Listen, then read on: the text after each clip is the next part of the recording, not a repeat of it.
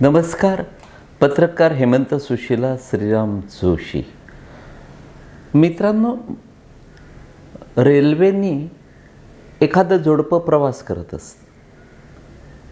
नवरा मध्ये बसलेला असतो, खिडकीपाशी तिची बायको बसलेली असते आणि त्या नवऱ्याच्या शेजारी पदर पाडून एखादी टंच स्त्री बसलेली असते. आता याची खूप इच्छा असते तिच्याकडे बघण्याची. असं थोडेसे डोळे तिरळे करून तो अधूनमधून कटाक्ष टाकतो, पण मात्र अगदी ज्या पद्धतीनं बघण्याची त्याची तीव्र इच्छा असते ते काही जमत नाही, कारण शेजारीच बायको असते आणि तिचं पूर्ण त्याच्यावर लक्ष असतं. एकनाथ शिंदे आणि फडणवीस यांच्यावरून हे मला आठवलं आणि जे मला नेमकं खटकतं ते या उदाहरणामध्ये मी सांगितलं आहे.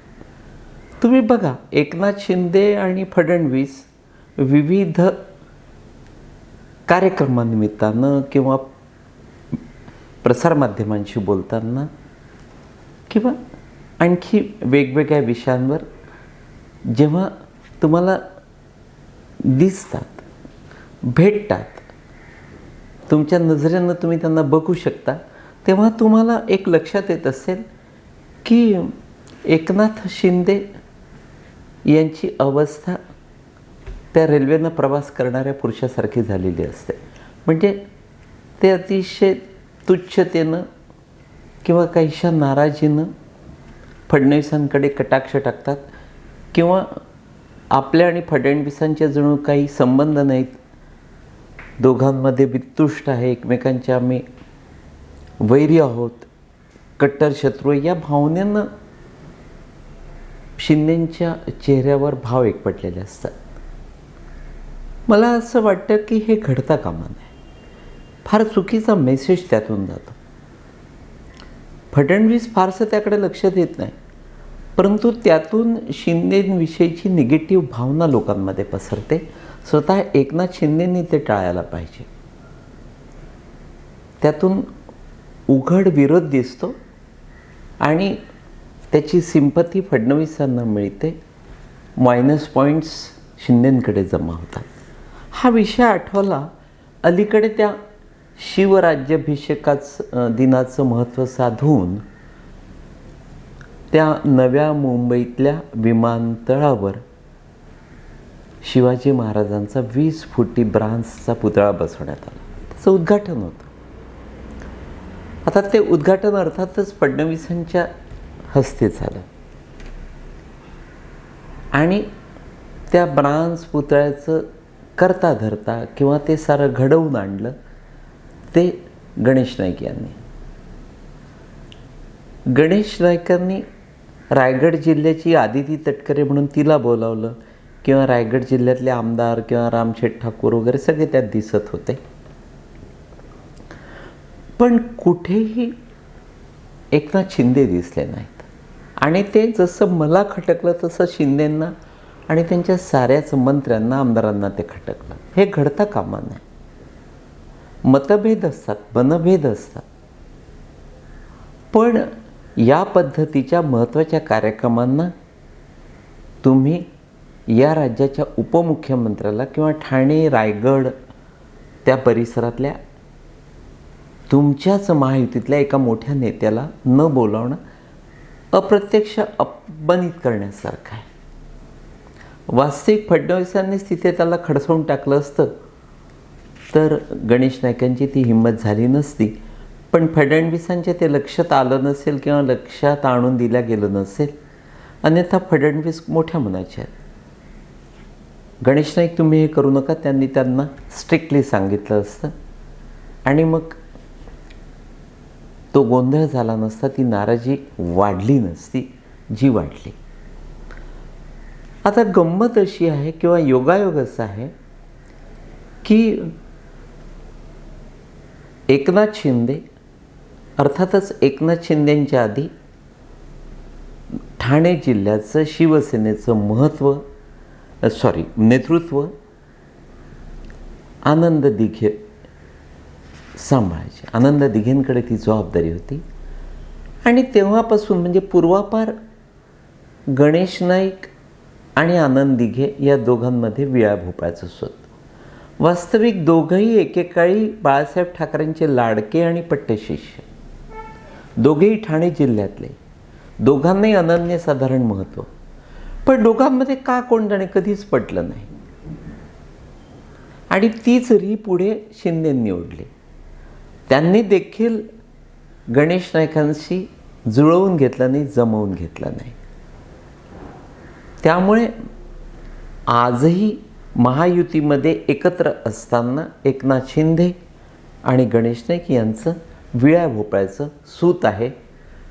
पूर्वी तर थेट एकाच पक्षात दोघं होते.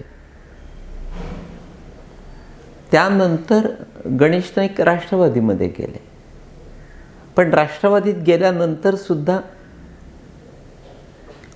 त्या आनंद दिघेंचं निधन झालं आणि सारी सूत्र एकनाथ शिंदे यांच्या हाती आल्यानंतर त्यांनी देखील कधीच गणेश नाईकांशी जुळवून घेतलं नाही. दोघांनी अनेकदा आपलं सत्तेतलं किंवा राजकीय फार मोठं नुकसान करून घेतलं. दोघांमधली दुश्मनी किंवा त्यांचं वैर हे त्या दोघांना एक वास्तविक परवडण्यासारखं नव्हतं. पण तरीही त्या नुकसानीचा किंवा नुकसानीची चिंता पर्वा काळजी न करता ते एकमेकांशी भांडत राहिले किंवा एकमेकांशी शत्रुत्व करण्यात त्यांना कायम आनंद मिळत झाला. म्हणजे मला आठवतं की एकेकाळी विशेषतः दिघे गेल्यानंतर किंवा दिघेंच्या शेवटच्या दिवसामध्ये ठाणे जिल्ह्यामध्ये अशी अवस्था होती की शिवसेना सत्तेत नव्हती आणि कधी नव्हे ते शरद पवारांना त्या जिल्ह्यामध्ये प्रचंड यश मिळालं होतं. शिवसेनेतले एकनाथ शिंदे वगळता किंवा जे त्या आनंद दिघेंचे कट्टर समर्थक होते ते वगळता सारेच्या सारे ठाणे जिल्ह्यातले ताकदवार किंवा कीर्तिमान किंवा डॅशिंग असे सारेच्या सारे नेते शरद पवारांच्या बाजूने होते. तिकडे थेट मंदा म्हात्रेपासून तर गणेश नाईक, इकडे ठाण्यातून प्रताप सरनाईक असतील किंवा जितेंद्र आव्हाड किंवा वसंत डावखरे, म्हणजे तुम्ही जे नाव सांगाल ते सारेच्या सारे शरद पवारांच्या बाजूने होते. एकेकाळी ठाणे जिल्ह्यामध्ये वर्चस्व गाजवणारी काँग्रेस पूर्णतः याच शरद पवारांच्या काळामध्ये रसातळाला आले आणि शिंदेंच्या शिवसेनेला देखील, म्हणजे त्यावेळेच्या बाळासाहेब ठाकरेंच्या सेनेला देखील एक प्रकारे गणेश नाईक, वसंत डावखरे, शरद पवार या पद्धतीच्या ताकदवान नेत्यांनी, तिकडे नकुल पाटील होते, मंदा म्हात्रे पण काही कमी ताकदवान नव्हत्या, त्याही पुरून उरायच्या, निवडून यायच्या, या साऱ्यांनी मोठी टक्कर दिली. त्यांना आपल्या अस्तित्वाची आणि वर्चस्वाची लढाई लढता लढता दिघे शिंदेंना नाकेनऊ आलं होतं. मात्र एकनाथ शिंदे किंवा आनंद दिघे यांच्या शिवसेनेशी टक्कर घेता घेता पुढे याच राष्ट्रवादीचे ठाणे जिल्ह्यात 12 वाजले. म्हणजे एकेकाळचा राष्ट्रवादीचा, शरद पवारांचा ठाणे जिल्हा बालेकिल्ला, पण त्यानंतर बघता बघता शरद पवारांची राष्ट्रवादी पार खिळखिळी झाली. केवळ आत्तापर्यंत किंवा आजही त्या शरद पवारांसाठी ठाणे जिल्ह्यामध्ये किल्ला लढवणारा एकमेव जितेंद्र आव्हाड. मित्रांनो, हे योग्य नाही. अर्थात शिंदे आणि गणेश नाईक किंवा ठाणे जिल्ह्यातली एकंदर भारतीय जनता पक्ष आणि शिंदेंची शिवसेना यात नेमकं कुठे कटुता येते?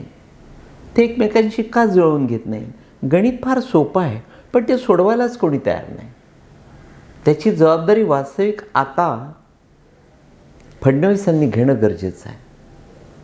अन्यथा एक दिवस जे आधी घडलं तेच पुढे घडेल. म्हणजे शिंदे आणि गणेश नाईक यांच्या वर्चस्वाच्या लढाईमध्ये एक कुठला तरी पक्ष विनाकारण रसातळाला जाईल किंवा स्वतःचं फार मोठं राजकीय नुकसान करून घेईल. ते घडता कामा नये. तो त्या दिवशीचा शिंदेंचा अपमान खरंच माझ्यासारख्यालाही मनाला रुचला नाही. गणेश नाईक वास्तविक मोठ्या मनाचे आहेत, दिलदार आहेत. त्यांनी या छुटपुट गोष्टींमध्ये पॉझिटिव्हली बघितलं पाहिजे, सकारात्मक दृष्टीनं त्यांनी ते बघायला पाहिजे.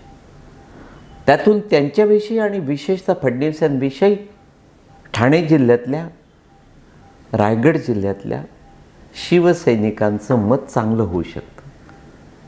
पण जे शिंदेंच्या बाजूचे शिवसैनिक आहेत ते सारेच्या सारे भारतीय जनता पक्ष गणेश नाईकांना विनाकारण पाण्यात पाहतात. ते घडता कामा नये. गणेश नाईकांनी जर बेरजेचं राजकारण केलं नाही तर ज्या पद्धतीने तो अपमानाचा किस्सा त्या दिवशी विमानतळावर घडला, त्याच पद्धतीचे किस्से वारंवार घडत असतात आणि त्यातून दुश्मनी वाढत जाते. नुकसान महायुतीचं होतं, फायदा महाआघाडी घेऊ शकते. तूर्त एवढंच मित्रांनो, नमस्कार.